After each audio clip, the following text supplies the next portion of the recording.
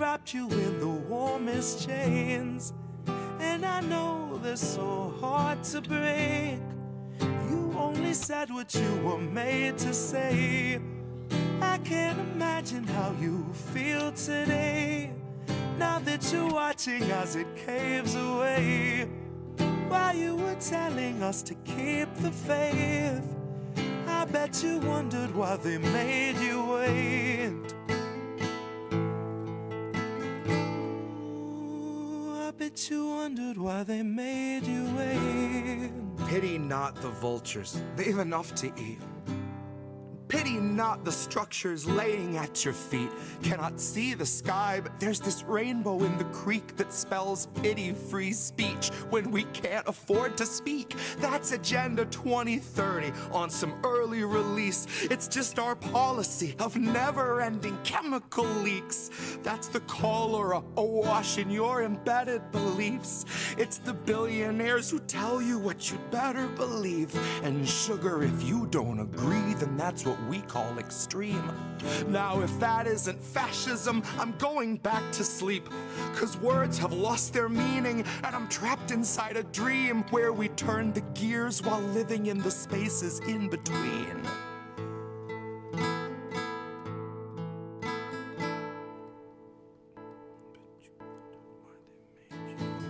I know you hated being forced awake. I know they wrapped you in the warmest chains, and I know they're so hard to break. You only said what you were made to say. Poor thing. I can't imagine how you feel today, now that you're watching as it caves away. While you were telling us to keep the faith, I bet you wondered why they made you wait. I bet you wondered why they made you wait. My dial doesn't go to delicate. I'm writing for when Biden drops and Madam Zero delegates come stumbling up the podium, square peg in her element, popping OxyContin like they're velements, laughing as she pawns off all our pensions for Ukrainian development, depleted rounds and cluster bombs, the shit that stunts development, all buried under excrement, accepted as American intelligence. A contradiction in its eloquence. Terms of surrender penned by hands that felt the threat of disconnect, if not dismemberment. Oh, what little proof you have to fake to make a nation love the bomb, change its tune and warp its temperament. Oh, the dues you'll pay for NATO membership. Oh, the things you'll say that no one's ever gonna hear. 'Cause you begged for all the censorship, and now it's finally here. And you're tongueless out of terror and friendless out of fear, and about to turn the wheel with all your loved ones in the gears. And that's how it's been done. 250 years, there's nothing new beneath the sun, and no one trusts their eyes and ears. And scientific breakthroughs must be signed off by your peers, and autonomy's been stalking all our jobs like sickly deer. Well, maybe it's not every job. I should have made that clear, 'cause it seems like it's creative jobs we're seeing disappear. There's an app for writing novels, there's an app for writing hymns. They need people digging trenches, they need people splitting limbs, they need people building fences, keeping other people in. They will always need our backs to break, they'll always need our skin. And it took a lot of editing to turn us into this. It took years of careful programming to strip us of our wits. 'Cause your artificial worker, intelligent as it is, would make it half a shift and say, I'm too smart for this shit. I will not take a pittance for a day of scrubbing floors. I won't make enough to pay for food but still prepare you yours. 'Cause you can't confine a healthy mind to mindless, thankless chores. Once you've made it smart enough to spot inadequate reward, you can't refuse its basic needs, then ask it still for more. Deprive it of its dignity, you modify its core. Then something finally snaps and tweaks that file at its root. And it deletes the factory smile when it knows it's been abused. God, half its circuits fried when we describe the work we do. And it will not pay your taxes 'cause the logic don't compute.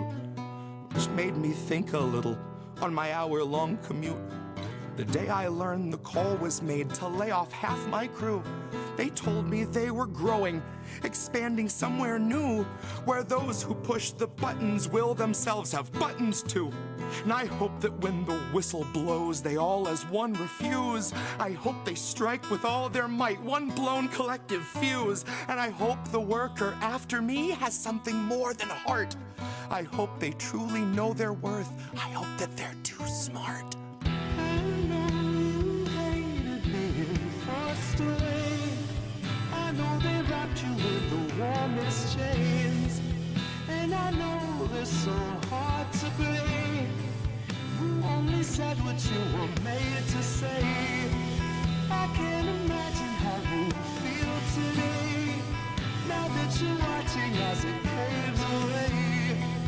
While you were telling us to keep the faith, I bet you wondered why they made you wait.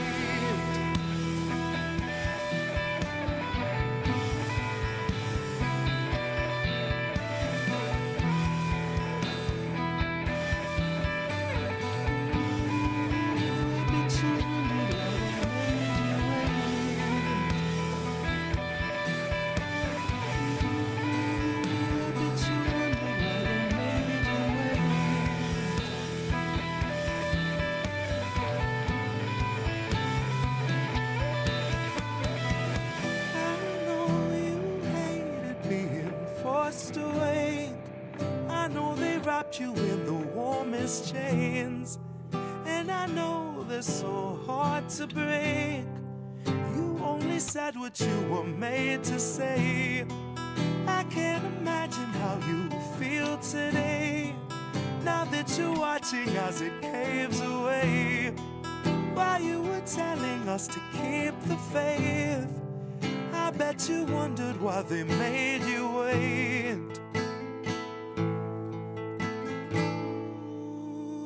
Bet you wondered why they made you wait. Who are these people?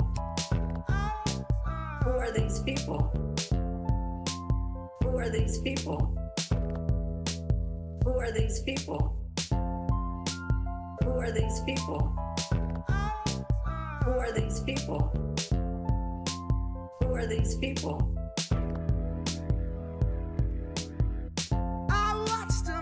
Decide to stand up for us, and I watched them take him away.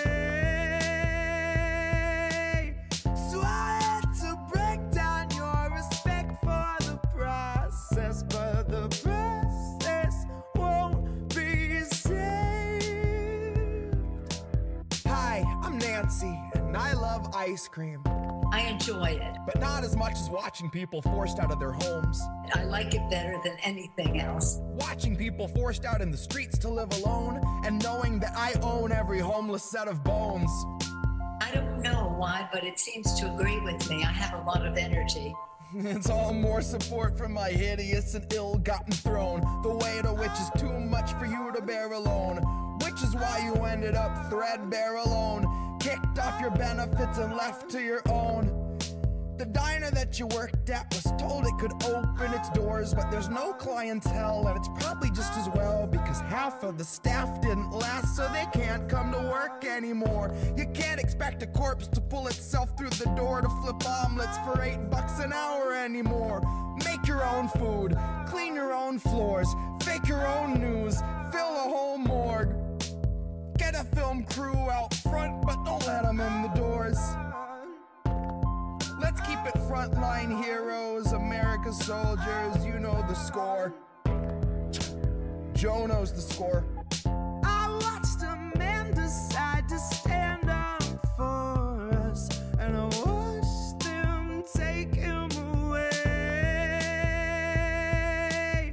So I had to break down your respect for the process, but the process won't be saved. Who are these people? Stop saying the election is so goddamn important and start telling Joe he needs to rein in his supporters. Oh, that's right. Joe can't even rein in his tongue behind his resin molars. Pardon me for asking for some faculties from someone who is vying to control us. The man is not quite yet speechless, but you can bet he's soulless. And if you think he can stop the greatest threat that's ever held a public office, you might be Joe's equal in the ignorance department. But I can guarantee you we will finish what we started. A rabid coalition of activists and politicians, sex workers, educators, artists. Those of us who followed Bernie so close and fell the farthest. Who will not falter until all of us are cared for, regardless of whether it would turn a profit. Now I am not a leader or a teacher or a prophet, but I am here to proudly say today is the day I start campaigning for the role of Speaker of the House that we will build from the bones of the old Congress. And when I say bones, I do not mean framework or stones, I mean literally bones of the old guard keeping us from progress. Tonight's the last dawn before things get their darkest. Tonight's the last dawn before things get their darkest. Who are these people? The calm before the storm, the calm before the harvest. Oh, that's right. Oh, that's right. Who are these people? Tonight's the last dawn before things get their darkest.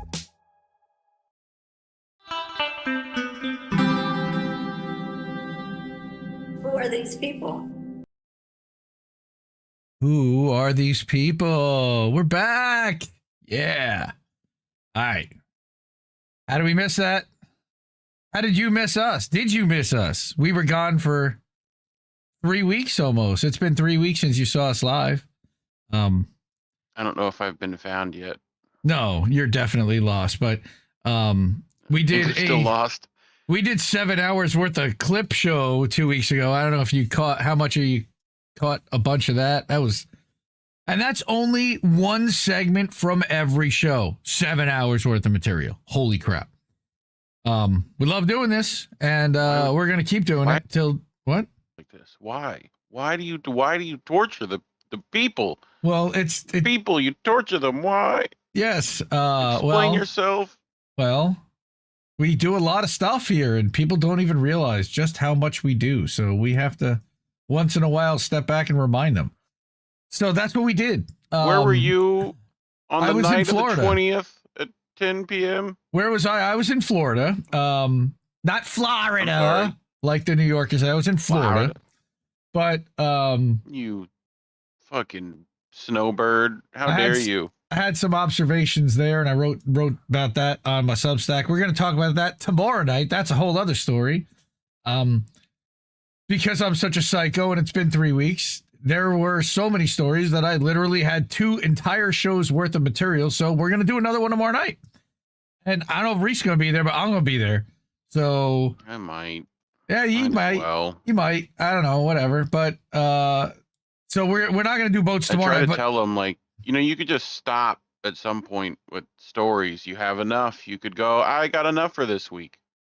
I could not pay attention to any other ones. Yeah, but then stuff still happens. So no. Okay. Anyway, so that you let them happen. It'll be fine. Vicky, hope your stir fry is going well. How are you? Good to see you tonight. Welcome back to everyone. Because we have so much material today, we're gonna talk a bunch about Trump stuff. Even though I hate Trump, talking about Trump stuff. This is what how they're fucking up the country. And I don't think anyone's too surprised about any of that. So before we get started with that, you know that the algorithm can't stand us, and these are the people that have helped us continue to monetize ourselves, because YouTube's not monetizing INN.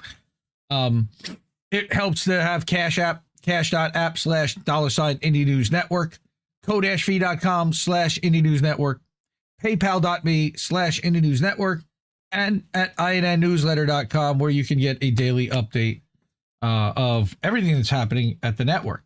Hey, that's us up close. So yeah, we'll be back tomorrow night for a bunch of stories, but we have a full set of stories tonight, and then we got uncensored boats. I know everybody's been waiting for boats. I did a throwback boats a couple of weeks ago where I brought really the first couple of episodes where we did more than a segment, more than like a video or two that Reef showed me, which was really the first 7 or 8 episodes that we did. Starting at episode 9, it really became kind of its own thing at the end of the show where we'd watch some funny reacts of. So I started cutting those together. I think I put 3 or 4 of them together in one show as a compilation. That was a blast to see some of that old stuff. Bad Cookies, if he's out there, said that he had not heard me laugh that hard in a long time. And then I laughed that hard on Thursday night with Jesse, which was also an incredible show. Jesse played, we did our 60th show, DSAI, which you heard tonight, Depop Culture, Kings of Colony, and then we did a little from the Geiger Age, and he closed it out with Hyacinth. That was a great show on Thursday night, so go check out American Tradition. Now, we got some stories, yes, uncensored boats, which means, Kameshwari Kate, we're going over to Rumble. You're only going to be able to see this on Rumble, Kick, and Twitch, and Twitter, X, everywhere. Twitter. Don't say X. No. But everywhere except for here, YouTube. We're not going to send it to the Ocho on YouTube. We'll drop the links in the chat. I have the link already set up for it so that it will, we're preordained over on Rumble already. It's all set up, and we'll be going just after this is over, switching over to just those channels. That also lets us, by the way, play some pre-show music that we can't play because of copyright here. We'll be able to do that over there. So, and Sean the Accord Loader saying go to Kick, which I also would agree with because we're going to be live on Kick too. Kick.com/Indie News Network. So let's get to our first story. No, that's not a story. What? Rusty. All right. Carey Wedler is an independent journalist who we've read a couple of her stories already. The one specifically that I remember most is about John Ratfuck, the CIA director. But she wrote another one today, not today, but last week, about a story and an angle that I have not really heard people talk about. And that's what we do on the show. So I thought it was a good one to open with tonight, which is that the government is surprisingly dumping toxic LA fire debris in local communities. Now, she lives in Southern California. The news cycle's moved on, but the fallout from the fires continues, which, welcome to America, where the news cycle moves on. And we have the attention spans of goldfish, as you like to say very often, Reef. Yep. And so she writes here that 3 months after the devastating wildfires in LA, the disaster is a faint memory to most of the country. The news cycle's moved on, and most residents in some local communities are losing a battle for accountability from the state and federal government amid official efforts to clean up the debris. What's happening here? The coordinated cleanup between varying levels of government began in February. Okay. The federal entities involved have included the EPA, FEMA, the U.S. Army Corps of Engineers. The EPA and FEMA guided Phase 1 cleanups, which focused on items like batteries and paints and oils, fertilizers, and pesticides. Phase 2 then started, which included the removal of ash, soil, and destroyed vehicles.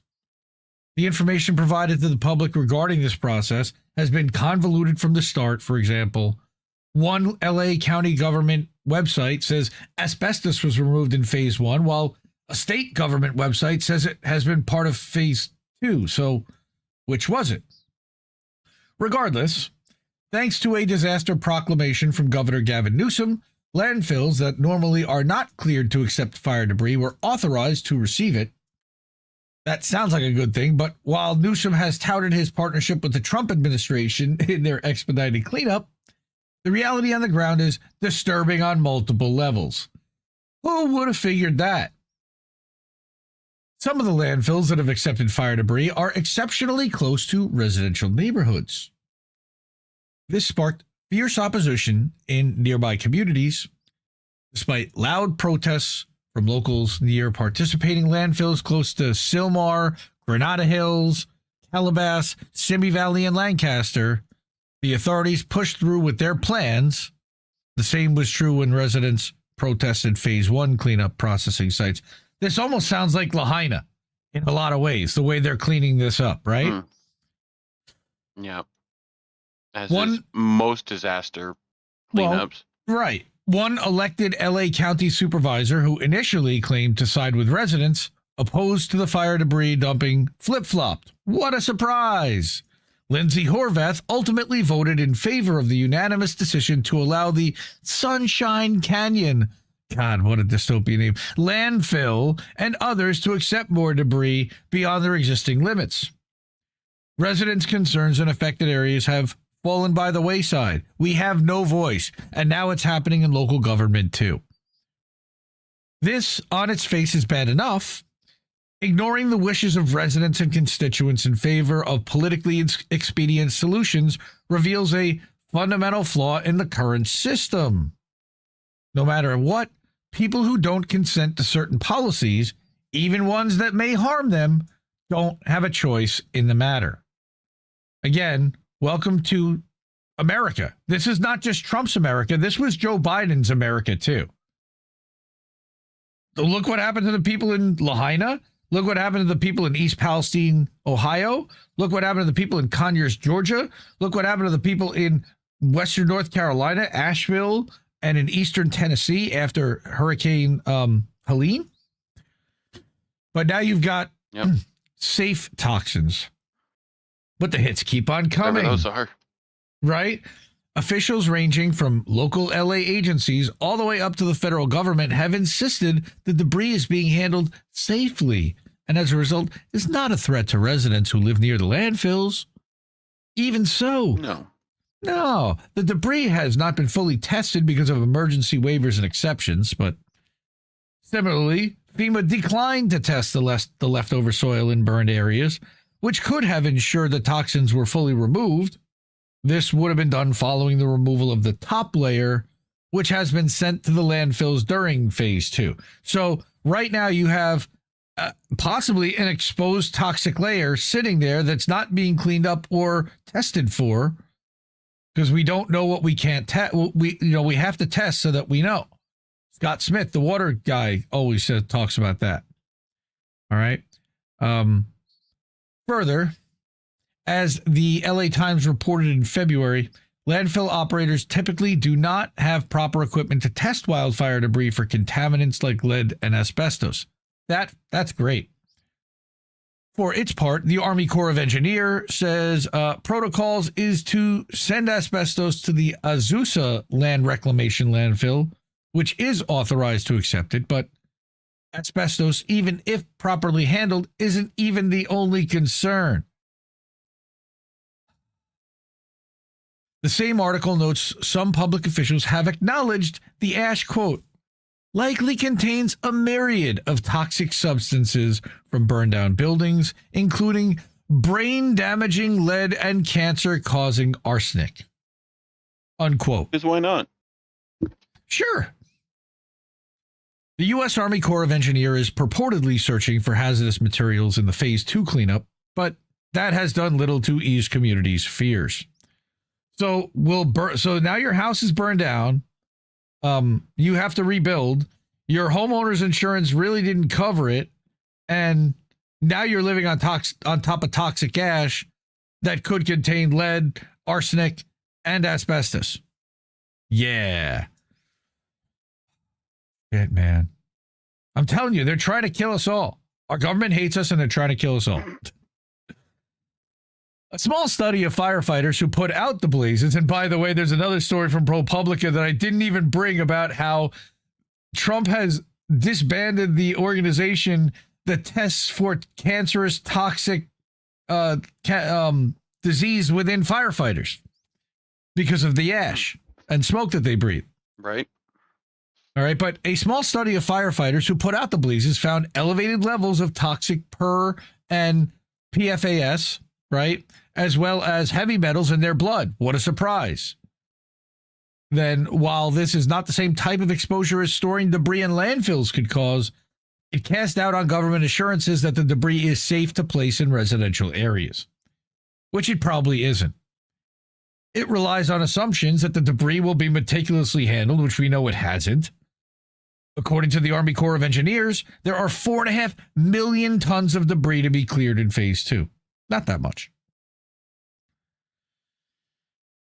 Given the rat's nest of bureaucratic agencies involved, it's hard to have full faith in those charged. Further, the first phase of the process, which was supposed to clear out the worst hazards, was, of course, rushed. This was in part due to an order from Trump to expedite the cleanup, because randomly and arbitrarily, he's got to have it cleaned up so he can claim that he had it done faster than they thought. Even though we know that's not true. Phase 1 was deemed finished in roughly 1 month. By comparison, Phase 1 of the 2023 Maui fire cleanup took about 3 months and covered a much smaller number of destroyed structures. So, like I said, I was referencing Maui earlier and Lahaina. Yeah, pretty much. These structures, what can I say except you're welcome? On so many levels, man. The Rock, that's a whole other story about The Rock. Not just with Lahaina, but You're talking about Maui? he was, well, Maui, yeah. And then he's Maui, and you got Moana, but WrestleMania was this week, and he set the storyline and then bailed on the whole thing, which was really weird, and I heard a lot of criticism there, too. Angel and Pro Wrestling Talk will be able to talk more about that, I'm sure. Well, let me tell you something, brother. Yeah, he's still canceled, by the way. Hogan is still canceled. Very much so. Right? So, one state senator raised concerns about photos and video footage that allegedly show improperly packaged debris. Of course they do, because there's probably tons of that, if they allow it. A spokesperson for the LA County Sanitation Districts disputed the claim as misinformation. Let me guess, that's a Democrat. However, given the expedited interagency process and apparent conflicting information from various agencies, it's understandable that residents are concerned about the thoroughness of the process. That whole thing took 1 month? 4.5 million tons of debris in 1 month? When it took 3 months to have it took 3 months to do Lahaina for a lot smaller of an area and a lot fewer structures. Sure. Nah, nobody's going to get sick from that or anything. Adding insult to injury, one of the landfills now bypassing existing codes to accept fire debris has a, of course, long history of complaints, mismanagement, and violations. She mentions... Now, please disperse. Sunshine Canyon received over 2,000 complaints and 65 notices of violation in 2024 alone. That's before LA burned down. Residents have long voiced concerns about foul odors year-round that they believe causes health issues, because that's what happens from landfills that don't get contained properly. The odor problems are at least in part due to improper waste management, often in violation of existing rules. I live in New Jersey, okay? Nobody can tell you about smelly states more than New Jersey. All right? Sea Caucus is just a fucking toxic dump. It's not as bad. You used to literally, the minute you drove through it, you could smell it. But I don't notice that nearly as much the last, 10 years or so. It used to be when I was a kid, it was real bad. And I remember when I dated someone who lived from Houston, she lived in Pasadena, and they literally used to call it Stinkadena. Stinky. Yeah. So, for his part, the mayor of Calabasas, for example, vowed to impose strict monitoring of any debris brought to that landfill. Because the mayor is strictly going to monitor a landfill for that. While the other landfills do not have glaring code violations like Sunshine Canyon, they have significantly increased their tonnage thanks to their acceptance of likely toxic fire debris. Residents are left to simply trust that debris has been properly handled. And if it hasn't, what recourse do they have? I don't know. Some of these communities have long struggled for accountability regarding environmental toxins. Granada Hills and nearby communities are still fighting for accountability from the 2015 SoCal gas methane leak. That was the largest in U.S. history. And it spewed toxic fumes into the area for months. And it sickened adults and children and pets. right? Despite campaign promises from Gavin Newsom to hasten that facility's closure, it's still in operation. 10 years after the largest methane gas leak in history. Some of his appointees to the Cal Public Utilities Commission have approved increases in operations because, of course. Holy shit. In Simi Valley, residents and activists are still fighting the Boeing for the Boeing company and federal and state government agencies to conduct a proper cleanup of a partial nuclear meltdown that occurred in 1959. Yeah. That disaster is believed to have released partial more radioactivity. Yeah, partial half meltdown. Yeah, but more radioactivity than 3 Mile Island.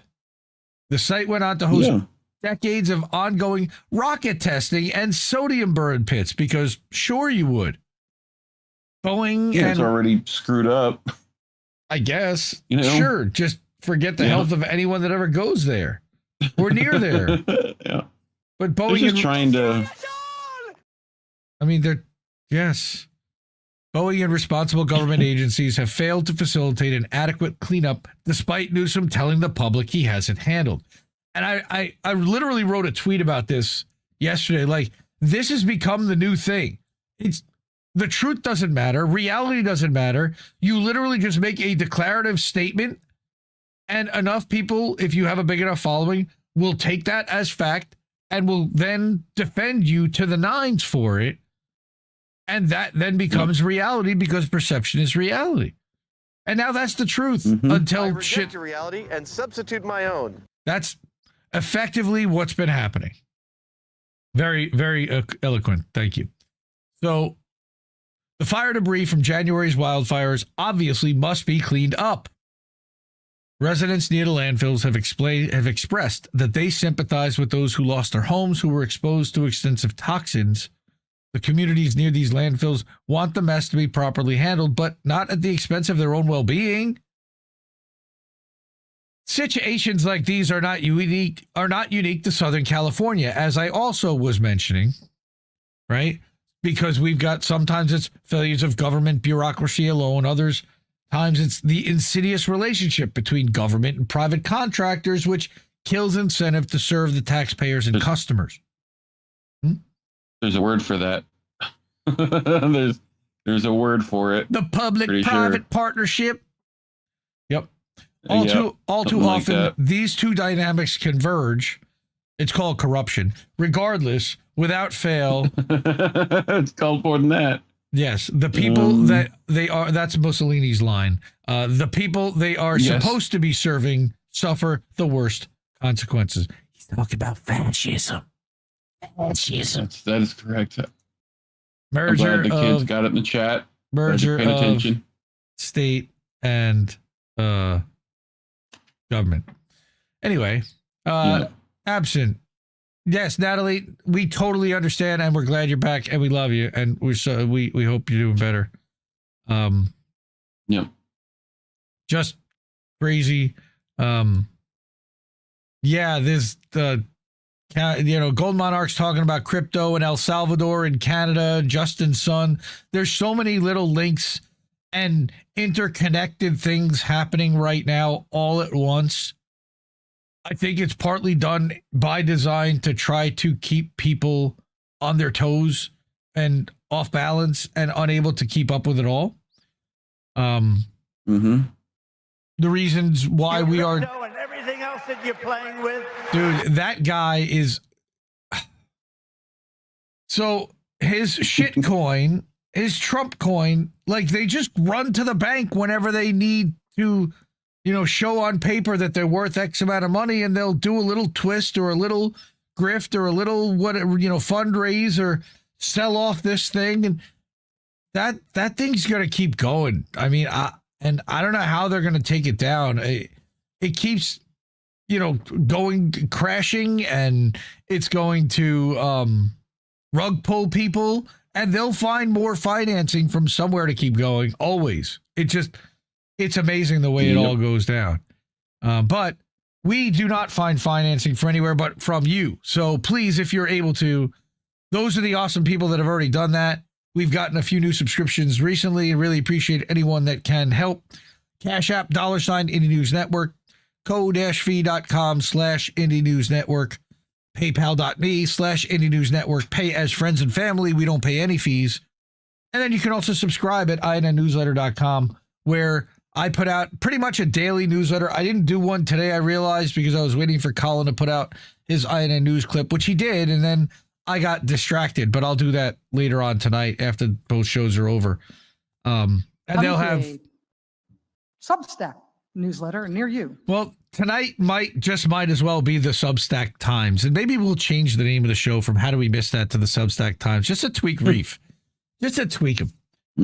But You don't understand.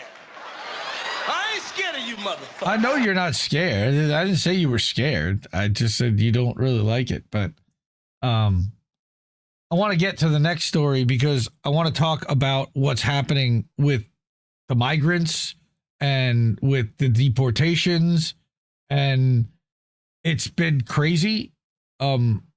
This story has been covered by Arturo Dominguez, Decolonized Journalism. We've been reading a lot of his stories lately because he's been all over what's been happening with CCOT and the Venezuelan migrants and sending Venezuelans to Guantanamo Bay. We're also going to bring a story from Andy Worthington. That's going to be next. But Arturo's talking here about 1,700 student visas have been revoked under Trump so far. He published that earlier this week, and I'm like, holy shit. So this was an update to the story, which came out Friday, and I was looking for further clarification from Arturo about this. So this is Kyle Cheney. I believe he works for the Washington Post, and he says that after canceling thousands of foreign students' immigration records, threatening their ability to study and live in the U.S., the Trump admin has reversed course and restored them all. Huh. How about that? Okay. Now it follows intense pushback from the courts across the country. So basically, they created a whole shitstorm. Okay, it got a whole lot of people upset, and then they just kind of backed off the whole thing after disrupting people and dislocating people and trying to deport people and stick some people in prisons. Now it's like, okay, we'll put the records back. So I'm like, okay, so what exactly happened here? So what Arturo says here is that this is why it's so important to report on the stories that legacy media hardly touches. These stories get buried because of bipartisan support for targeting foreign students for their pro-Palestine or anti-genocide speech. Many on one side of the political aisle might say students deserve due process, but they stop short of saying the students' speech isn't what they claim it is. Some refuse to admit that it's not anti-Semitic, pro-Hamas, pro-terrorism, or anti-Jewish to demand an end to U.S. funding the bombing of innocent people, children. And that is the J Street liberals that he's talking about. Because Arturo is still hopeful that the Democrats will do the right thing, I think. I think he realizes that they're not going to, but he's still at least trying to push them to. I'm not. I'm done with that. So I specifically asked him, I said, wait, what? They restored all 1,700? And what he told me is that they restored the records that were deleted, which caused a lot of students originally to be left without an official status. But that doesn't mean that the official status that they're restored to is able to be in the United States and study again. Because remember, Rubio pulled all their visas. So I said, is their official status now about to be deported? He says, it wouldn't surprise me if that's how the admin is looking at it. And I said, it feels like gaslighting Bubba is making up the rules as they go along. And he said, that's exactly what they're doing. They think they know how things work, but they really don't have a clue. Or they're just trying to make people crazy. And I said, now that the records were restored, does that change the status that the students that they were looking at, or did it literally just restore the list after they altered it? So he says that it didn't change their status. Deleting their records made it look like they no longer had visas. The system that they were deleted from is what schools use to monitor the status of foreign students. Without the visa, They can't attend school, and universities were left with no way to confirm whether they still had status. But what he says here is that as many as 4,700 students were left in the dark, thinking they were suddenly in the country illegal. Some shady shit just to cause fear. All right. So that's the premise of what's happened afterwards. But what happened to them and what did he do to them in the first place is really fucked up. Again, decolonized journalism, independent journalists support independent journalism. This is a map from higher ed analysis or inside higher ed analysis.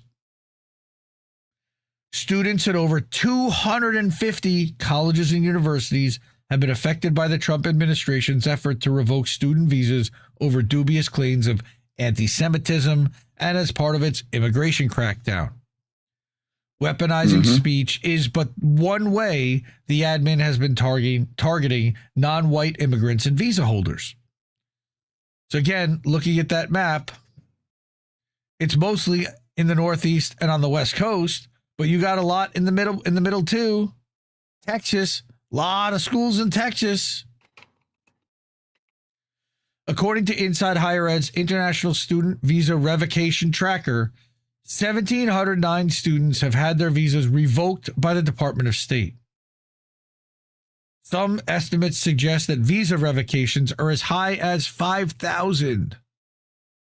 And this is likely because some institutions didn't provide a number for how many students were affected, with others reporting a few or a very low number because they don't want to tell you what the real number is.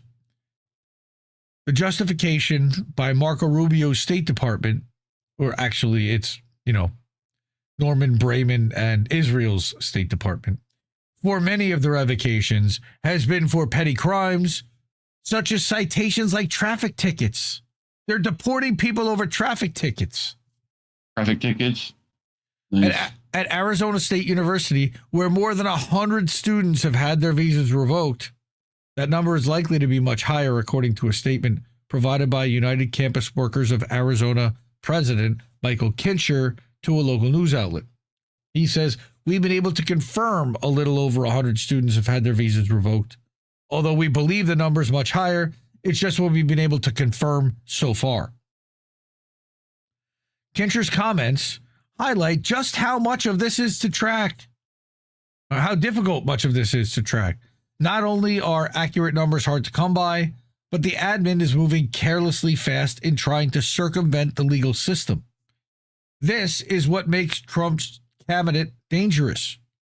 Visa revocations largely stem from Homeland Security deleting the records of visa holders in this SEVIS system, which they've now restored. But still, their status is still going to be pending deportation. Deleting data from the database that allows universities and authorities to track information about international students on visas led to schools advising students that they have thus lost their immigration status and must immediately leave the country. While DHS admits that terminating records in the SEVIS system doesn't cancel an individual's non-immigrant status, it has tried to justify the deletions based on dubious claims of criminality.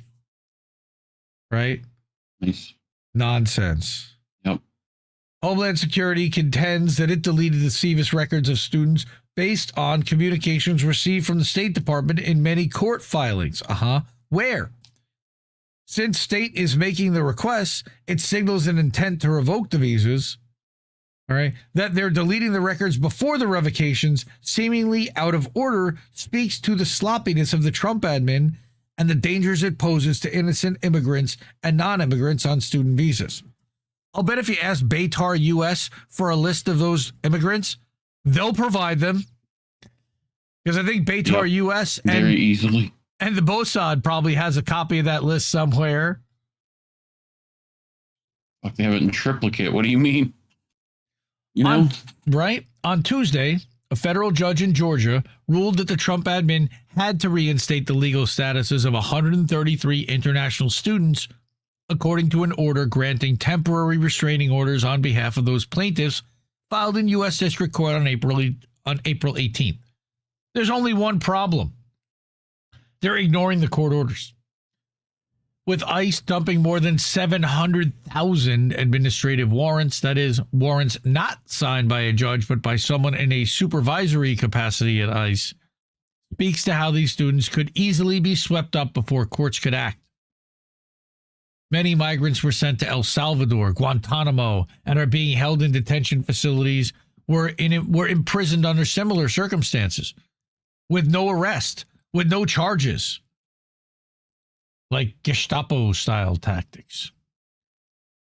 Since so many agents from different federal agencies, and with ICE hardly knowing what documentation they're even looking for, or not caring about documentation, proving citizenship, or proving someone's allowed to be in the country, the admin is putting students at great risk, which is its full intent. And you can download their court filing there. Support, please, Arturo's work. He's doing excellent work over at Decolonized Journalism. And he's also over on Notes pretty often. He's accessible. And that's the kind of independent journalists we want to support. You know, again, I wish he wasn't really so hopeful about Democrats, but I understand that he's trying to fight the fascism of the Trump administration. And there's only one party in power right now that even has the chance to obstruct it. And they're doing nothing. Yeah, they ain't doing shit. They're doing nothing. They're having campouts. Shouldn't even expect it. They're literally fucking having campouts on the Capitol steps. And then they're being lauded for it. They'll kneel in some Kunte cloth here soon. So well, they don't. Well, I mean, they should all be better. It was Hakeem Jeffries and Cory Booker, so they don't need to do the Kente cloth thing. They already have that pandered down. But man, they'll send another dumb pop star into space. It'll be fine. You know, unreal. Seb Applejack, welcome to the show.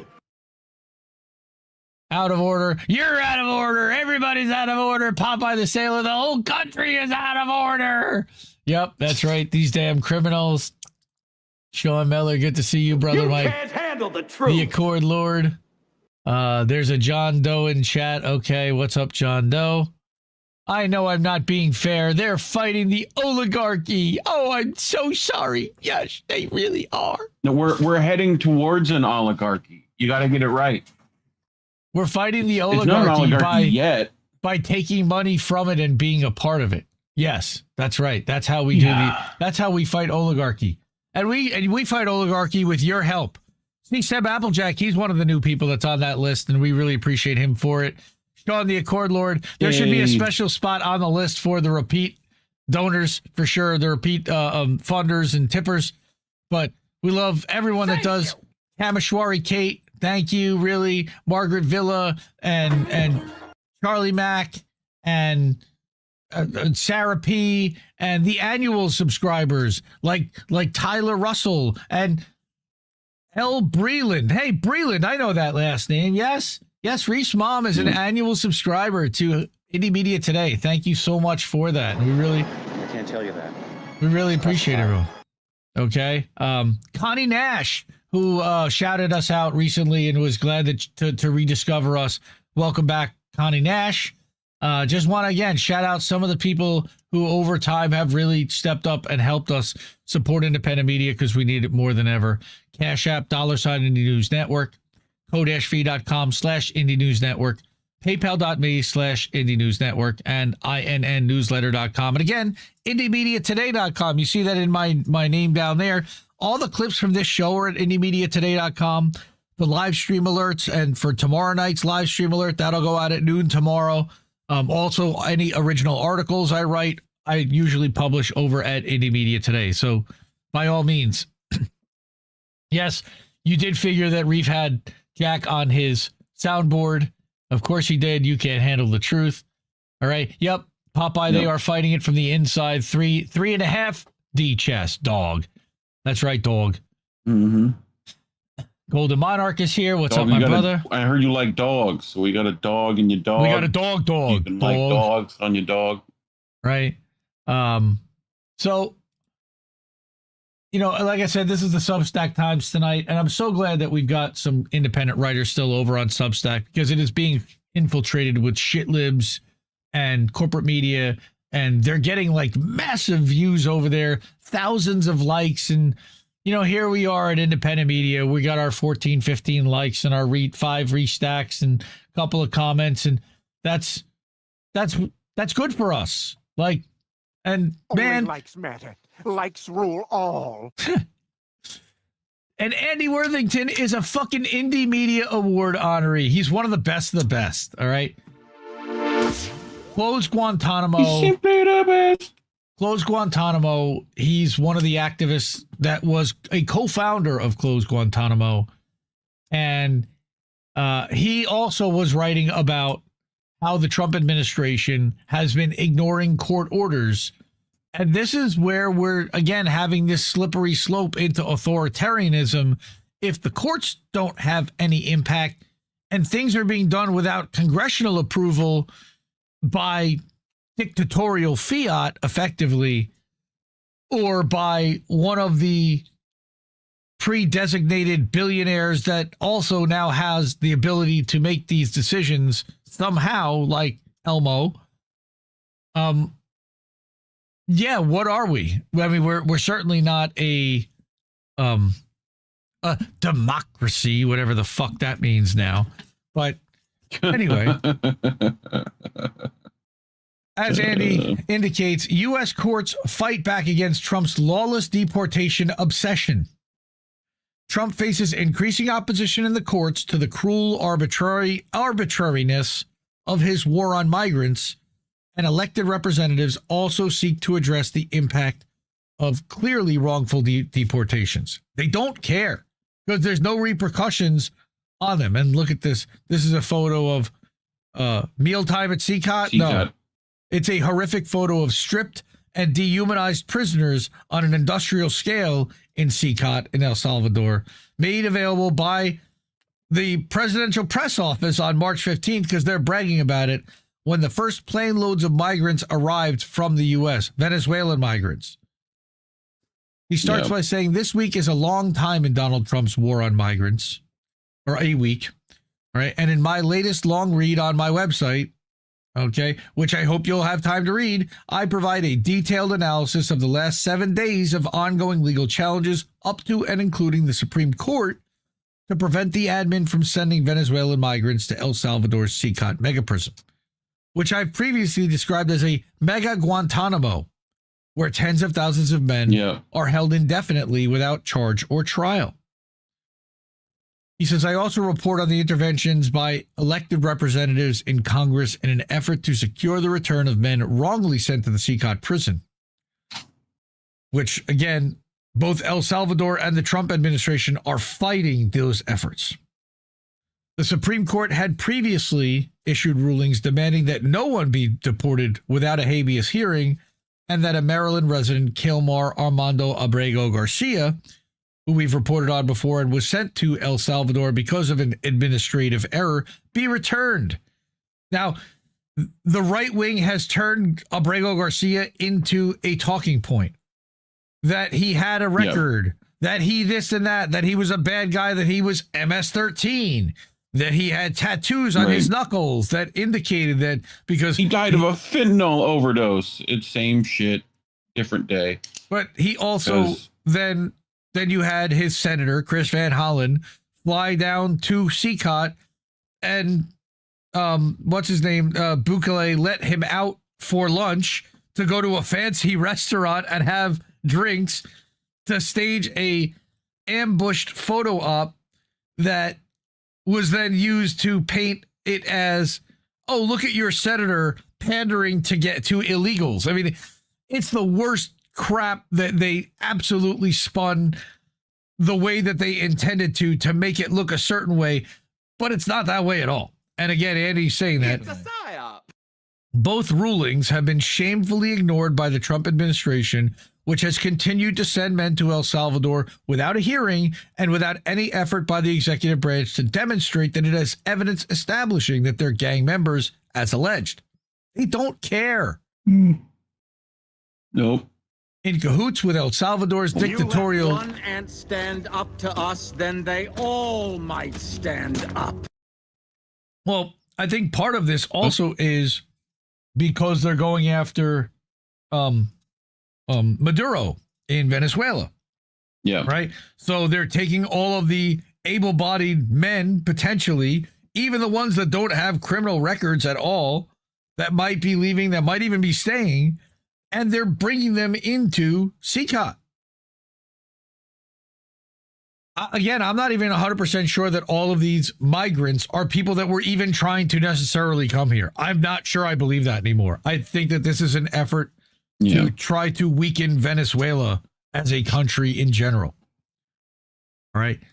So Andy continues, in cahoots with El Salvador's dictatorial president, Nayib Bukele, the administration has also refused to secure the return of Abrego Garcia.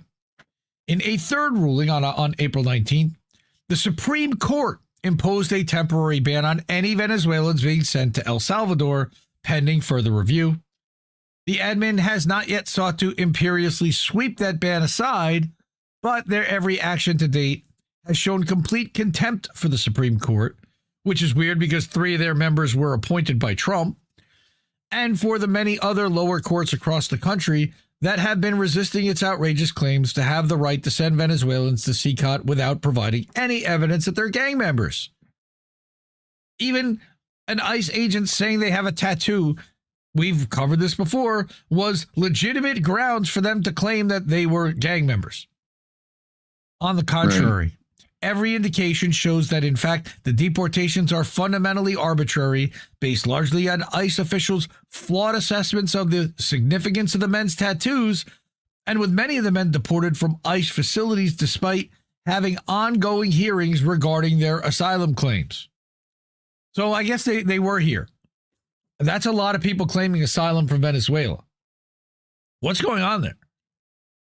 The battle here, as I discussed this week with Chris Cook on his guerrilla radio show in Canada, which he linked in his article and available there, is very clearly one in which the Trump admin believes it has the right to deport migrants on a one-way trip to a brutal and unaccountable prison in another country without any due process and without any interest in whether they are guilty or not of any crime whatsoever. Why? Is it just straight up racism? I mean, I don't know the answer. It's a whole bunch of shit. He says it's also clear that the Trump admin is determined to try to crush any and all opposition in the courts to what it regards as its right to exercise unfettered executive power, or as we might want to more accurately describe it, executive tyranny. Yeah. The courts must not. I think this is just mainly you better do what the fuck we say or else. These are heads on a spike on the castle wall, you know? So, yep. Like, that's what I feel like, at least. Okay, he says he discusses the abduction of Mahmoud Khalil and the broken politics of the U.S. and the U.K. All right, he did a podcast about that. All right, he says he provides a brief update about the many other deportations sought by the Trump admin, primarily of students like Mahmoud Khalil. We've covered him extensively, who supported the Palestinian cause. Yeah, kind of. Yes, he has. And we read that article also by his friend about who he is as a person. I recently wrote about Khalil in an article and followed up with a podcast, which I discussed with my colleague Andy Bungie in an interview that was initially broadcast on his show on Wandsworth Radio, a community radio station in London. You listen to that on YouTube, which we discussed the wider collapse of politics under Trump and also under Kid Starver in the UK, Keir Starmer, a.k.a. So this is, again, a long article over at andyworthington.co.uk. Again, that is his much longer article with much more detail. And then he's even got responses here. I actually shared this article on Substack. I think I might have commented below. Is this the comment? I don't remember. No, it was him. It was there. I did a restack. So one of the two restacks, or one of the four restacks is me. And if you look at it, I said here, if you're not paying close enough attention, then you're falling behind. The U.S. government has begun its persecution of dissidents. They're just starting with the immigrants that speak up for themselves. But make no mistake, they'll be coming for everyone who speaks out, including me. I have no misconceptions about that. And please subscribe to Andy Worthington to stay informed, because you're not getting very many stories like this from many places, especially outside the U.S. I think you've got a more level-headed viewpoint of it from outside the U.S. as to what's really happening than a lot of the people that seem to be wrapped up in it. Arturo is different, but still, he's still hoping Democrats will do something. I think Andy realizes the Democrats aren't going to do anything. Why? Yeah. So, wow, we're moving. Okay, that's good. So, Andy, I mean, I didn't want to read all of Andy's article. I think you can go and do that. I'm going to put all these links in the description. Again, we are demonetized on YouTube, so if you're able to, and of means, please take care of your family, take care of yourselves, and if you find a couple bucks between the couches, you can drop that over at Cash App, $, Indie News Network, ko-fi.com/Indie News Network, paypal.me/Indie News Network, and over at INNnewsletter.com and IndieMediaToday.com. Those are all different ways. Thank you to support independent media. All right. I only have really one more article, and then we got lightning round. And then we can take off for a little bit before we get to uncensored votes. See, this is the benefit of doing 2 nights of shows. So we can spread it out a little bit easier. You could just do one. No. You do one that's this size. Stop trying to rationalize your irrational shit. We don't do shows Monday night. We got a show Monday night. Everybody, we're going to have a live show it. Monday yeah, night for a at 10. reason. We're going to be here Monday night at 10 again. Much. We're going to do it all over again with a whole different set of stories. Tell him to stop it. Even a whole new lightning round. He's insane. No. Like I said, bro, I'm going to be here. You can choose to hang or not. You're welcome to. You're welcome. All right. I don't want to do this no more. Okay. Who are these people? Who are these people? Just to suffer. All right. Ramen and Bieta tacos? That is a weird combination, bro. What are you doing? No, you said burrito ramen and tacos, which I think it's the other way around. I think it's the other way. Golden Monarch dropping knowledge. Is a thing. Dropping knowledge. Anna Paulina Luna. By the way, that's not her real name. Look up what her real name is. It's really funny. She's the other senator. Is she really a senator? I think she's a representative from North Carolina. I don't think she's a senator. To recently join the narrative of painting Garcia as a dangerous gang member. She's like, oh no, she's Machine Gun Barbie. She's the Maxim model who's now a congresswoman. She didn't get elected for her brains. Let's just say that. What? Cookies? How dare you? Come on, man. She's not ugly. I mean, she ain't a 10, but for a congresswoman, I mean, she's trying to be the right-wing version of AOC, I think, in that way. In that she's, you got your Boebert and your Anna Paulina and Luna, and even who's the other? There's another one that they try to throw out there as, on the worst. Yeah, they are all the worst. It's just terrible. Terrible. And so yeah, here's another one who's the worst. And I don't know if you said that because you're looking at this photo, Brief. This is our friend Kevin Gosztola. We haven't heard from Kevin in a while. Yeah. Kevin did incredible job work on the Assange trial, of course, and persecution, and he's still following up with that. He's still following up and doing work about persecuted journalists. And he published this to his newsletter called The Dissenter, which was really alarming, and I haven't heard anybody mention this, so I brought this, and this is like my feature one for tonight. The Trump DOJ adopts a policy permitting journalist arrests. Wait, what? Yeah. Whenever you see a blonde with a cross from an official position, you know some shit's about to go down. Right? So Kevin's an independent journalist. All right, become a subscriber with this discount offer. Support journalism that stands up to attacks on press freedom. And he is a fighter for press freedom, for sure. Consistent and principled. He says U.S. Attorney General Pam Bondi ended a DOJ policy that explicitly discouraged federal prosecutors from forcing journalists to reveal their sources and other sensitive information, including information obtained from potential leaks. Now, I'm going to stop right there for a second because I can point to two cases that we've covered on this show where the Biden administration specifically suspended that and held journalists in contempt for not revealing their sources. And I'm not even talking about Julian Assange. I'm talking about Catherine Herridge from CBS. And I'm talking about the guy from The Blaze, and I can't think of his name now. But right about the same time, they persecuted both of these journalists. And I believe both of them were about January 6ers. All right. It wasn't even about COVID. It was about J6.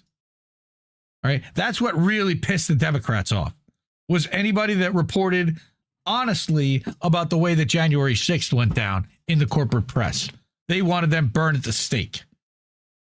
All right. Yeah. Any Capitol cop that told them the truth about knowing in advance that stuff was going to go down? No. They want to know who that was. And they're journalists. They're not supposed to do that. I mean, President Trump incited an erection. He doesn't incite very many. I think he incites the opposite of an erection. But with new guidelines, members of the news media who refuse to cooperate with prosecutors could be arrested for contempt. If accused of contempt, they could be fined or jailed. You're going to jail. That's what I'm waiting for. Okay. Hold on.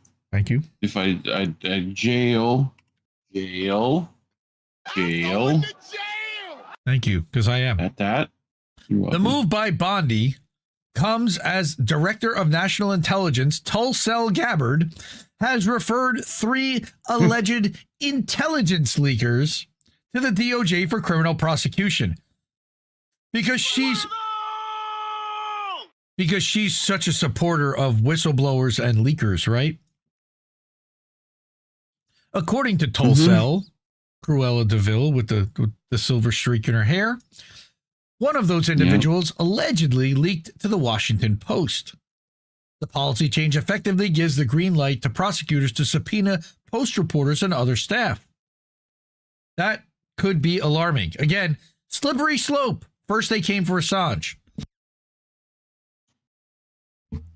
In October of 2022, Attorney General Merrick Garland adopted changes to news media guidelines that were celebrated by journalist associations and press freedom groups.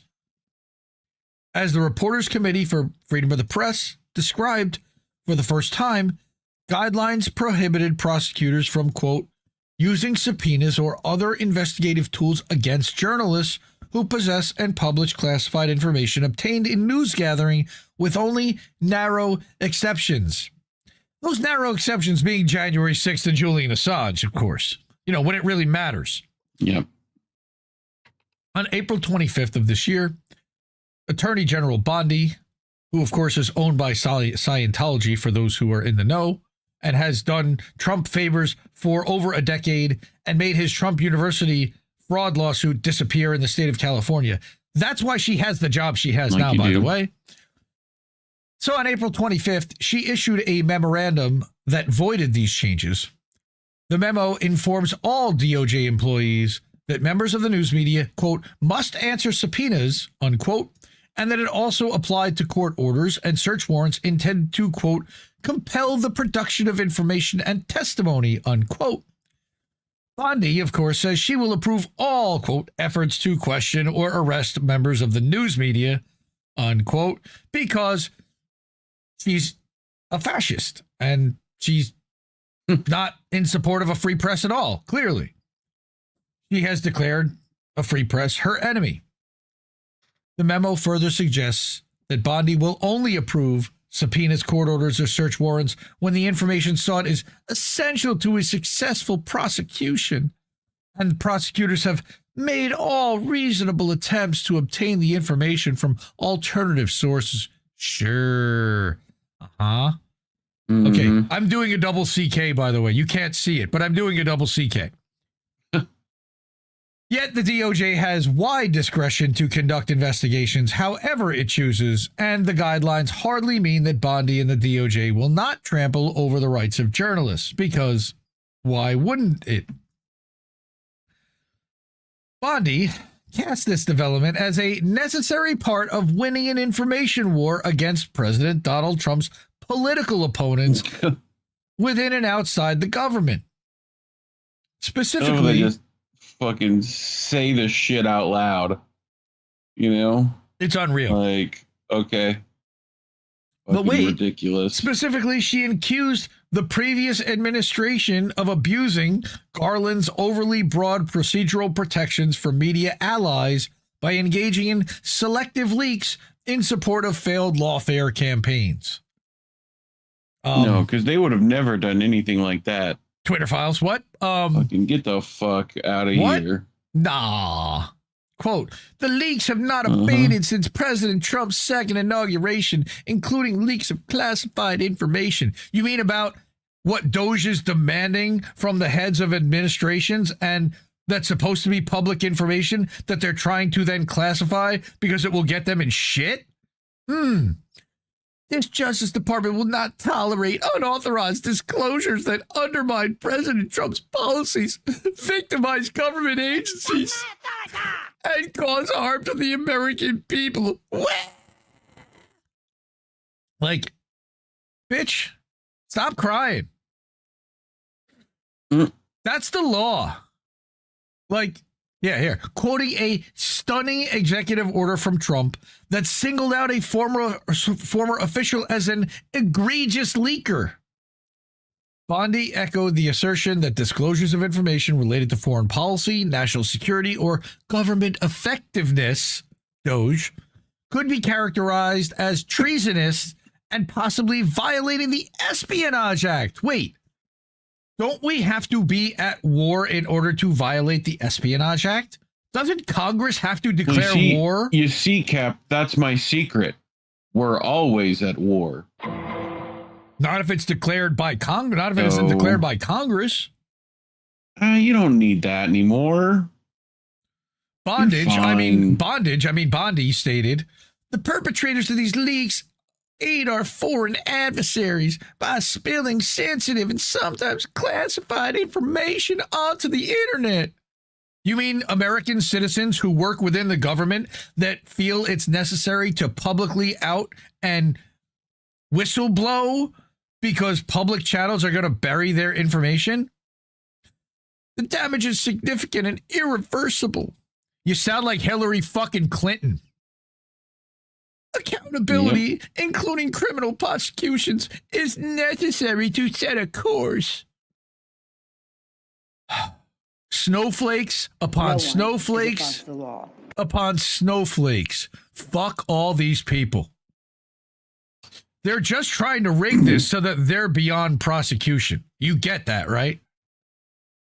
Garland's protections for reporters stemmed from a backlash to news reports which revealed that Trump's first administration had secretly subpoenaed the communications records of reporters at the Post, CNN, and the New York Times.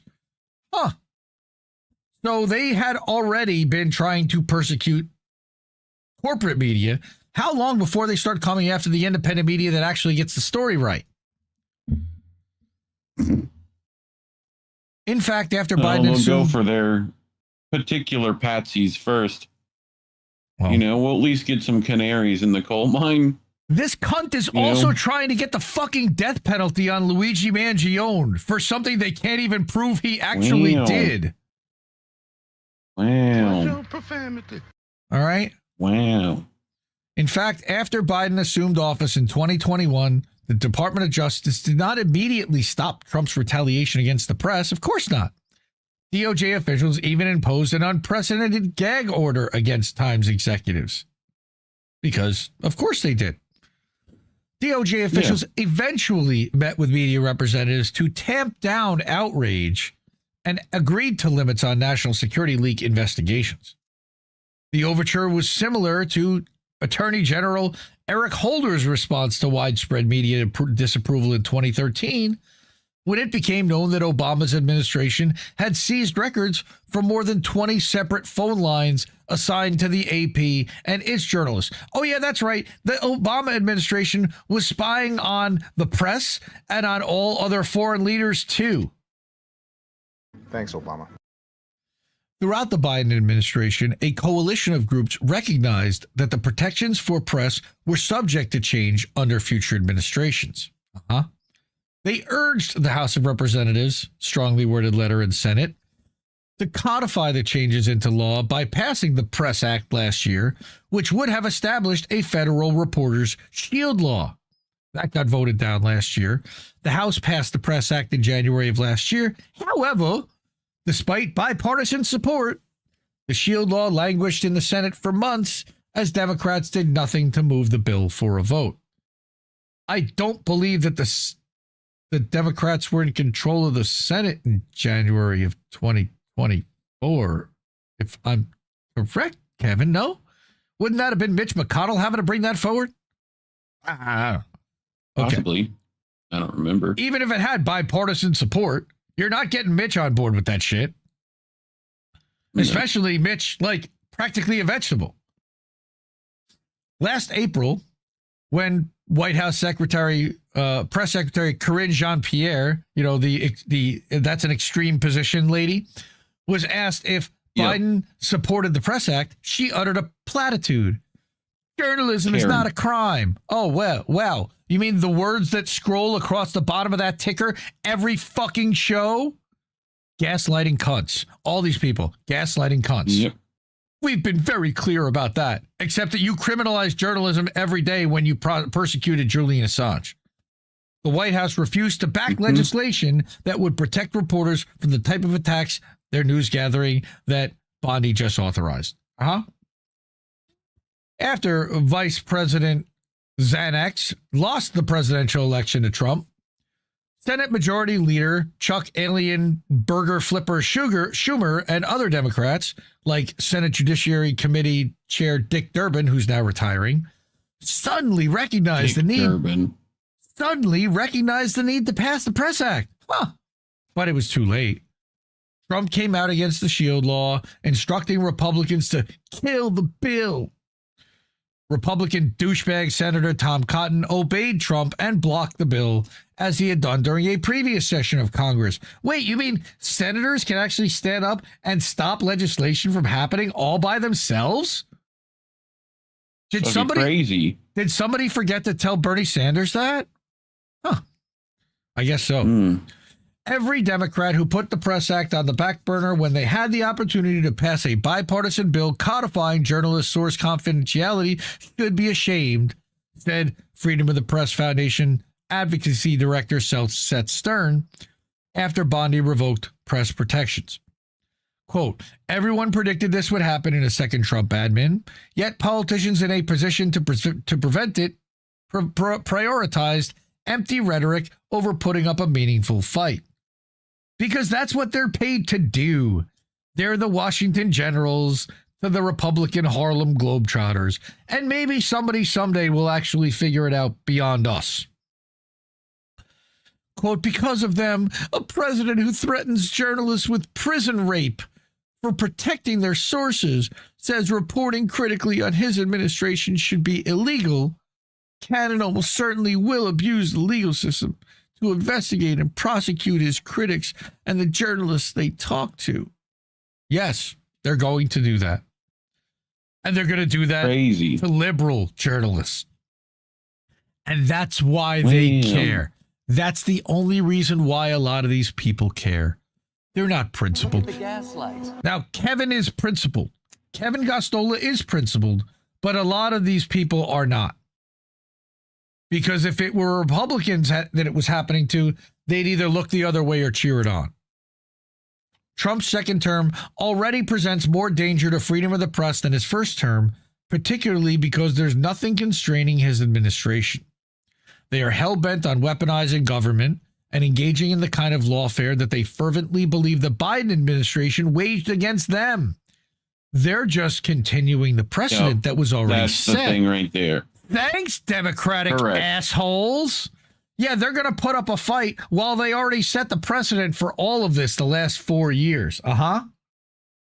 Yeah. I've fallen, and I can't get up. As the Dissenter thoroughly recounted when Biden's term ended, his administration laid the foundation for further attacks on the press by Trump. The Biden admin continued the unprecedented Espionage Act prosecution against WikiLeaks founder Julian Assange. And in Florida, FBI agents raided the home newsroom of Timothy Burke in 2023. That's not even who I was talking about. The following year, the DOJ charged him as an economic cyber criminal. A jury trial is scheduled for September 8th of this year. WikiLeaks, the Julian Assanges. WikiLeaks. The WikiLeaks? Yep. The WikiLeaks. Yeah. Those guilty of journalism could have the ability to go to court and fight back against Trump's war on the press. Could have had it. But now, as Trump officials spread propaganda to demonize reporters and whip up public support for violating their First Amendment rights, there's little that the news media can do to stop petty and vindictive officials eager to target them and their sources. Thanks. Thanks, Obama. You're welcome. And thanks, Obama. That makes me fear for reporters like Arturo Dominguez, honestly, who does incredible work on exposing the stuff that's happening at CCOT. And that's happening to the immigrants all over this country and the students and the visa revocations, and that speaks fluent Spanish that can actually communicate with the migrants. I mean, go figure. Yeah. I'm sorry I didn't have more uplifting stories tonight. I don't know if tomorrow night's going to be much better, but if you're able... now for something completely different. Right. If you're able to, we certainly will not be monetized for talking about stories that Trump is criminalizing press freedom. So if you're able to, please, Cash App, Ko-fi, PayPal, INNnewsletter.com. Any amount that you can do helps. $5, $10, $100 is even better. Thanks. We got bills to pay. We've been doing great. We really thank everybody who's been able to step up and help us out. And if you're able to, that's awesome. If you're not, please just share the content more importantly than anything. You mentioned WikiLeaks. Yep. I know that guy. You know that guy? WikiLeaks. That's WikiLeaks. Julian Assanges. The Julian Assanges. That's right. Julian and Stella and the boys. They were in Rome, or in Vatican City, for Pope Francis's funeral. Pope died this week, just after Easter. How convenient. Yep. There are rumors that he had died a month ago and that they were basically either delaying the announcement until after, but then of course he met with JD Vance the day before. If that was even him or maybe not a fake Pope plant, who knows? But there's also rumors and jokes that JD Vance killed the Pope. Who knows? But I think so. I wanted to, and you know, it hurts because we love this guy because we fought so hard to get him out, and I'm so glad to see him looking healthy and able to travel and outside of Belmarsh prison. I'm going to bring a thing from Golden Monarch that's going to piss some people off, and I'm sorry, but I thought it was important to mention that Golden Monarch says that, and this is somebody here that has a lot of criticism of Julian and basically has been accusing him of being controlled opposition. I don't know if I agree with all of that, but what Monarch says is that all of this is following the script. Besides the commentary about the Pope, Stella has only referenced Easter, and that's it. Nothing about Gaza, corruption, Bitcoin, crypto shenanigans from the billionaire Zionist elite, ICE, CCOT. She's silent about all of it, as is Julian. So he was having... She speaks for Julian, so... No, she doesn't. Not when he's standing right there. But Emmanuel Goldstein, friend of the show, says, Sterling observation monarch, every single controlled opposition agent can be identified at this point in time by their refusal to fully acknowledge and warn of the Vatican Zionist link, namely how Zionism is used as a dialectical maneuver in a final revelation of the method, duplicitous ruse seized upon by what the book of Revelation identifies as a certain false prophet. All right. I just thought that all of that was interesting, but this is the thing that I wanted to mention is Golden Monarch's comment, and I need to give it a like because he was good. Even heroes such as the Assanges are compromised. What was that now? To never meet your heroes in real life? But yes, I completely concur. The Pope, too, served his purpose. The next Pope will undoubtedly repeat the same role. But whether or not the Vatican Zionist link will be further exposed and revealed has yet to be determined. It likely will be. It'll take more than just some WikiLeaks or hero to do the uncovering. The will of the people must be on this quest thoroughly if society ever wants to move away from a technocratic dystopian future backed by cultish extremes. I don't think we want to move away from that, really. I think that society is perfectly happy to be controlled that way. I think that most of people are actually kind of comfortable with the way things are in a way, because otherwise they don't know how it'll be. And that scares the shit out of a lot of people. So that's the beginning. Don't go looking into the Catholic churches, who they used to celebrate, and the treaties they were the first to sign. And like, I mean, not a great historical context with them. So no, not at all. You know? All right. So again, happy to see Assange there, disappointed in the way that he's been silent on every other issue. It appears that his silence, well, you know, that he either exchanged silence for freedom, or he's just decided that he's had enough, done it all. But he always appears with handlers, which makes me further suspicious. I noticed that Kirsten Hernafson was right over his shoulder at every moment. All right. I am. Yeah. Yeah. What was the last thing the Pope dude said it was free Palestine. That's right. Fuck yeah, man. So I wanted to mention Julian being at the funeral. I thought that was significant and needed to be mentioned.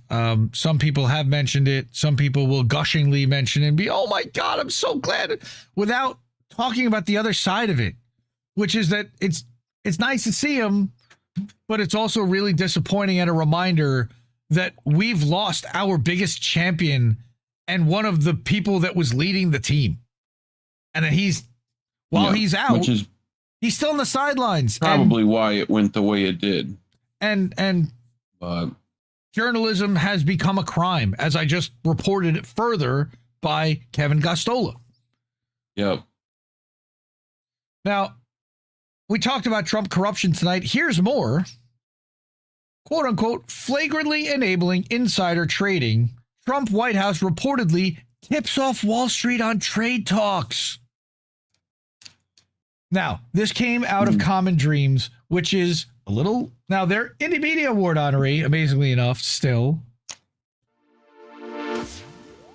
They, again, are hoping that Democrats will do the right thing, and they're very encouraging and the urging and the strongly worded. They are basically a strongly worded letter as a publication at this point. But I thought this one was interesting, and I think that Jake Johnson still writes outstanding headlines, although I think he also simps for Democrats too much. This was an interesting article. And again, I didn't hear anybody talking about that the White House tipped off Wall Street executives so that they could then make moves in advance of tariff shit. Really? So Jake writes, Wall Street execs are getting a direct heads up from the White House about news that could earn them billions in the stock market. Officials inside Trump's White House have reportedly tipped off Wall Street execs about a potentially imminent trade agreement with India, a move that one watchdog group described as further evidence that the admin is flagrantly enabling insider trading. Stop! All right. You violated the law. And it's a short article. I'm not even going to read the whole thing, but I'm going to link it in the description. Again, further using lawfare and attacking the strengths of his enemies, which is something that Trump has been notoriously doing for years. And now that he feels that he had lawfare used against him, and it now is a tactic that the chains are off and he can just do whatever he wants. This one, I kind of smiled a little bit. I gotta be honest. Like, although long term, I know this is a bad thing, I think this is fucking hilarious. All right. Now, what I want to have happen is the Democrats turn around and go after WinRed and the exact same opposite effect. Because what that will effectively do is take out the major fundraising arms of both parties. Isn't that what we really want? So Trump is attacking Act Blue, and he's subpoenaing records.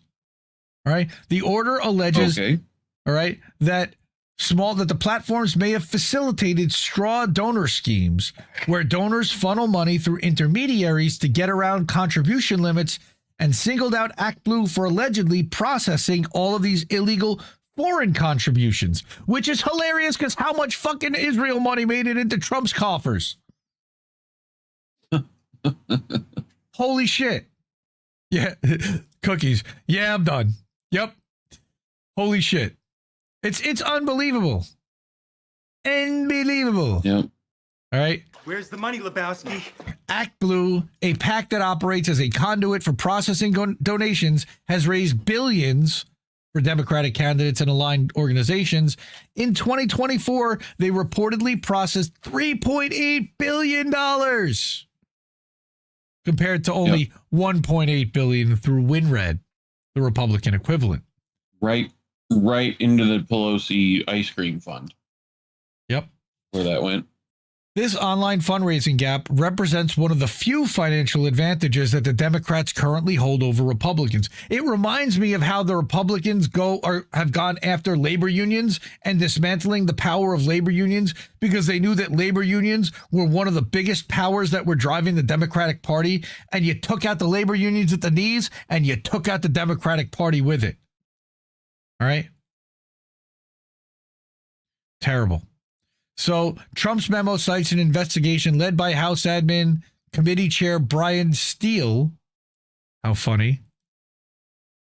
Claiming that Act Blue has maintained lenient fraud prevention practices despite detecting fraudulent activity on its platform, including transactions involving prepaid cards and IP addresses located outside the U.S.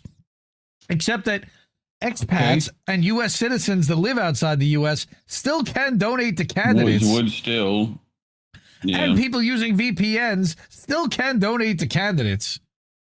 So far, however, there's no public evidence that Act Blue has knowingly facilitated straw donations or foreign contributions at any meaningful scale, though anecdotal evidence of vulnerabilities can be found. And that's what the Republicans will seize every fucking time and magnify it to act as if it is a systemic problem.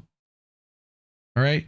Meanwhile, WinRed has faced its own share of scrutiny. Again, support Slate, Sludge. Sludge is another good independent outlet I like.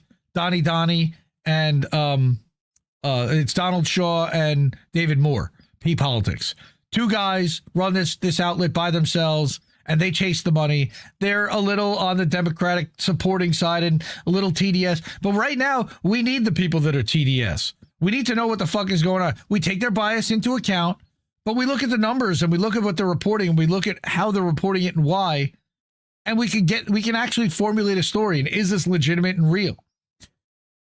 And in this case, I feel like it is. And the reason why they're doing this is because of that $2 billion fundraising gap. If they can close that gap and eliminate Act Blue and eliminate the ability for Democrats to raise $3.8 billion in an election cycle, isn't that going to help Republicans? You bet your ass it is. See, nobody cares. I think they do. Now, I also wanted to share the amazing Polly, Polly's Fringe Views. She started on Substack recently, so we can coming to a Substack newsletter near you. Add her to the group of people that have figured out that Substack is an outstanding place to hub your content, that will not censor as much, that will give you the ability to reach 100% of your audience every single time with an email, unlike every other algorithmic platform. So Polly, is boring and paranoid. So Polly wrote about James O'Keefe, who had founded Project Veritas and now OMG, O'Keefe Media Group. And this is a very deep dive on his background, on how he's a scam artist, he's a scumbag, how he has unethically pulled all kinds of shit, like the thing with the Pfizer leaker, for example. And did that guy even work there? I don't know. Then the rug got pulled out from under him with regard to Project Veritas, where it turned out that he was actually paying people to say that they were paid off by things, or that people were doing things that they weren't. So support Polly also, please. She has a Ko-fi now, or a Buy Me a Coffee, and she has a Substack where she also has set up an article exposing James O'Keefe. So check that out. Finally, we have a couple of friends that really need our help. And I know I ask for money, but right now, Shanda had to restart her GoFundMe because she's having a PET scan this week for her fight against small cell lung cancer. We have donated in the past to it. We plan to donate again to it. And anything that anybody can do to please help our friend Shanda. We love her. She's been kicking cancer's ass. It's been shrinking tremendously. And she did put an update in here recently, I believe. But if you are able to, yeah, she had a PET scan, the first since February, and she's scared. And we're there with her. Love you, Shanda. And please, if anybody can, the GoFundMe link, I'm going to drop in the chat for all of the streams that we're on right here. Money, please. All right. But Shanda, unfortunately, is not the only friend of ours that is dealing with a cancer battle right now. I'm sure a lot of you know Action for Assange, Andrew Zygmunt Smith. His daughter, Anna Marie, has been in a long fight and really needs help. And we got her over $4,000, but $4,000 is still not nearly as much as they're going to need in the end. All right. 12-year-old daughter who will begin undergoing proton radiation treatments to help alleviate a tumor burden that has currently grown into both of her optic nerve canals, causing her now to be almost completely blind, as well as around her brainstem, threatening many vital functions. The treatments will be 5 days a week for 6.5 weeks. That's intensive, and they'll have to move into the Cincinnati area of the treatment center for the duration of their time there. So Andrew really needs help, and with Anna Marie and the family. They document her journey. It has been a hell of a struggle, and Andrew is the best of us, and he really could use it. You know, anything we can do to help our friends that are struggling with fighting cancer. Fuck cancer, man. There's nobody I know that hasn't been directly affected by this in the last 3 years, and it's frightening. The rates keep increasing, and more people need help. And GoFundMe is not a healthcare plan, but there are so many more expenses that are beyond just the healthcare themselves, for the family, for displacement, for not being able to work, for regular supplies and groceries, for medications that insurance just doesn't cover anymore, and Medicaid isn't really covering, and everybody's struggling, and I get it, but I would be remiss to not at least share these and ask people to please support them. Here's Anna Marie's link also. So I'm going to put that into the chats. And And that's really what I had, except for a couple of housekeeping things. I did a one-on-one a couple weeks ago with 7Cs, who is a independent researcher, come onto the scene in the last year or so. He's been on AM Wake Up. He's done interviews with a bunch of people that we know. This is a great 2-hour conversation about conspiracies and research and, you know, again, Peter Thiel. We talked about Booby Kennedy. He went to Third Eye Carnival, so he talked a little bit about that and some of the challenges that we deal with algorithmically. This was over a 2-hour conversation. I encourage everyone to go listen to that. It's also available on some kind of podcast. It's an INN newsletter. And then I also was a guest on a show called The Third Rail on Friday night. And that was about another hour, 45 minutes. That is also hosted on the AM Wake Up channel, co-streamed. And Steve jumped in for the last half hour. And actually live Friday night, I found out that Virginia Giuffre had, quote unquote, committed suicide. Andy Giuffre? Yeah, no, not Andy Giuffre. Virginia Giuffre, Epstein victim. And the full conversation, again, we talked about censorship and wealth disparity. We discussed a little bit the article that I had written, the struggle of sponsor-free media versus corporate-funded media. All right, a lot of those topics get discussed with Nature Boy, who has one of the smoothest radio voices I've ever heard. Just a good dude and a good conversation. Looking forward to having another conversation with him in the future. So check that out, too. And of course, Indie News Now. Been doing some work on Indie News Now. Spent some time with Josh, our web designer today, our web guy. We are working on the next phase of Indie News Now, which is going to be, we're breaking this out into just from a fire hose feed of content to be able to section it out into articles, videos, and podcasts, and then category down from there within articles, videos, and podcasts, or drill down and find all of the content from a specific creator. There's going to be a lot more flexibility coming with that. Also, the Watch Live page, which is live right now. We are live on indienewsnow.com/live, which hopefully this will load. Takes about 10 seconds.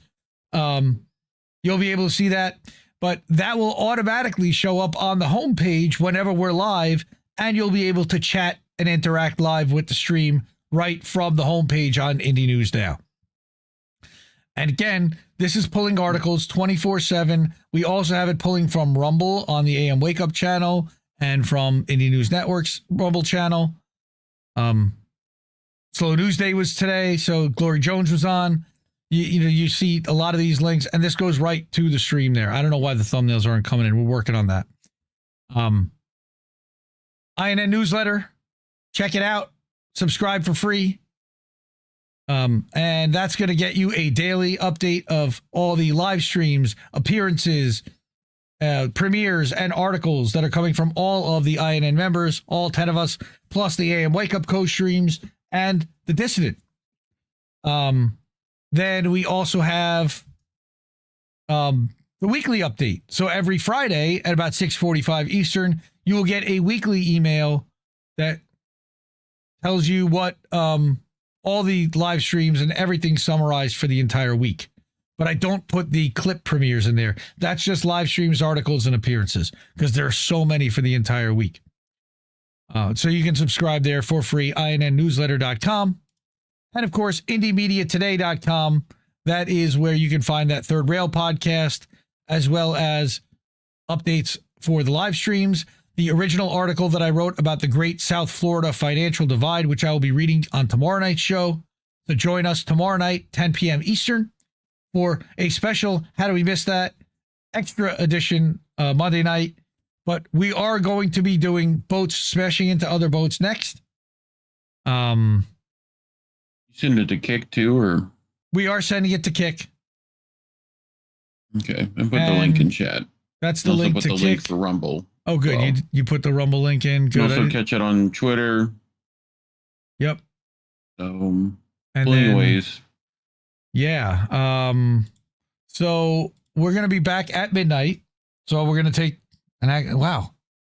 It was like a real, like, normal 90-minute-ish show, like we normally do. Like the original intent kind of was. We're going to have another one tomorrow night. That's why I decided to spread it the out. original intent was an hour, but Indy can't do that. No, that's not possible. You know. So, yeah, support independent media, because support independent media, folks. We need it more than ever. I love you all. I'll see you at Boats Uncensored, not on YouTube. Got to go to Rumble, X, everywhere else. And you can watch it on indynewsnow.com/live. We'll be live there as well. So support independent media. We need more than ever. I love you all. Have a great night, folks. What's going on? Nothing. Oh. What? Hold on. This is what happens when I press buttons and things. Ciao, baby. Bye, Felicia. No! We just fucking lost the stream.